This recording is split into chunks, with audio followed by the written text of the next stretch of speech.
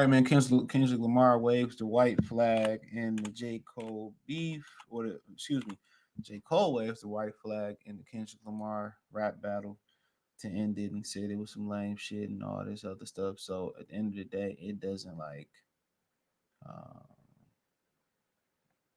um, it doesn't shock me. So they got one that's 3 minutes long. I don't know. Let's just play it. How about?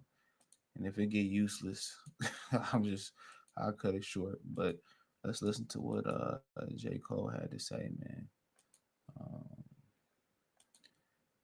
let's see what he had to say. Me, right? So I'm so proud of that project, except for one part. It's one part of that shit that make me feel like, man, that's the lamest shit I ever did in my fucking life, right? And I know this is not what a lot of people want to hear. I know I can hear my niggas up there right now like, nah, don't do that. But I got to keep it 100 with y'all, right? I damn near had a relapse, right? Because y'all heard some shit that happened 3 weeks ago, however long it was. Y'all heard that bazooka that was dropped on the motherfucking game, right? So all of this time of me moving on my own accord, for the first time I was tested. Why am I tested? Because I got the world and I got my niggas like, what you gonna do, Cole? My niggas like, boy, I must have had 1,000 missed calls. Oh my fucking God. Text flooded, I couldn't even answer my shit. Nigga, it's wartime, boom, boom, boom, right? Niggas wanna see blood.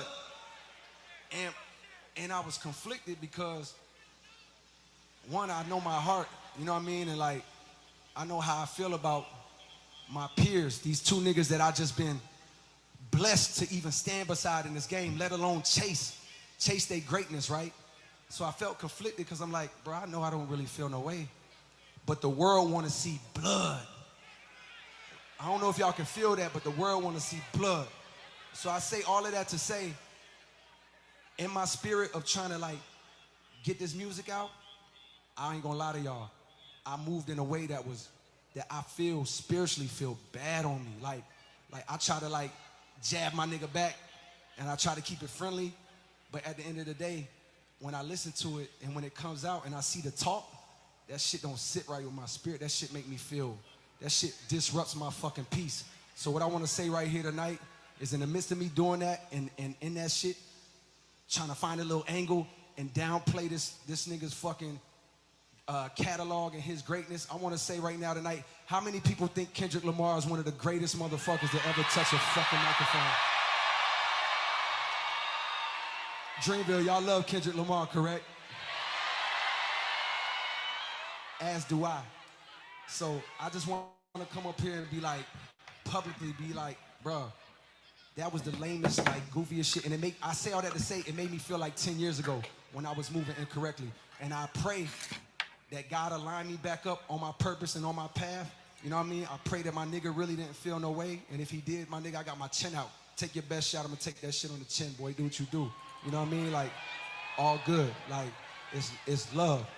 And I pray that, I pray that y'all are like, forgive a nigga for like the misstep and then I can get back to my true path. Cause I ain't gonna lie to y'all. The past 2 days felt terrible. Like, it let me know how good I've been sleeping for the past 10 years. So all of that to say, man, I want to now perform the song that's a reminder to me of getting back on the right path and getting in tune with God. All right, man. We heard him, man. This dude, hey, you didn't think about that before you dropped this song. You didn't think about that, before you kind of took the jab on him on that Drake song. You let Drake hype your head up. You didn't think about none of that. No, he dropped that diss to sell promotion for his album. So absolutely, I'm not accepting the apology. Absolutely, if I'm Kendrick Lamar, I'm firing back. No diggity, no doubt. I'm firing back. No, you did all that to sell an album, nigga. To get motherfuckers to dream, feel, fest, and all that shit, man. Hell no. He knew exactly what he was doing. And your chin about to get shattered. Fuck all that shit. Fuck the high road. That's how I feel about it. You know what he was doing. He made that other set that I had that people would have accepted that diss a lot better than they did Some people saying it was weak. Some people a fan. They gonna say whatever he do is nice. But had that shit dropped like a bomb for real, he wouldn't be apologized. He knew it would have been too far gone to come back. You know what I'm saying? And these niggas ain't the type of rappers that's gonna beef and somebody going it's gonna spill outside the booth. I don't really see that happening. But nonetheless, rap, the ignorance of the black community and hip hop, they not trying to hear this shit. Listen to me, they not trying to hear this shit. They not. They not trying to hear shit about the high road. When Jeezy took the high road with Gucci Man and was mature, not going back and forth, just gonna beat him with songs, people said, "Well, Jeezy lost the streets." I mean, Jeezy almost 50 years old. They going around talking about Future got the streets more than Jay Z. Well, Future damn near, if not 40, damn near 40. Jay Z in his 50s. Why are we glorifying old ass niggas who should be raising their kids and perfecting their craft as musicians and going out here saying that they ain't got the streets no more? The hip hop whole black American culture is trash. This is why you got women out here trying to get BBLs. This is why you got grandmas, trying to compete with their daughters and shit, man. You know what I'm saying? This is why. This is why. This is why. The whole culture is trash. And it's mad unfortunate because it could have been so much greater than what it was, in my opinion. Because when you apologize and you take the high road like this, people don't like it. They, oh, nigga, that nigga weak as hell. He's soft as hell. And it's an eye for an eye. But when it comes to the white man or it comes to the other, it ain't no eye for an eye. It ain't none of that shit. All that other shit go out the window. Real talk, all that other shit go out the window. It's we gotta forgive and move on, and we just not forgetting all that shit. Hip hop is pure ignorance. It's been destroying and holding our community back for a long time. But in this situation, he knew what he was doing. Album coming out, Dreamville Fest, whatever they call it, was coming out.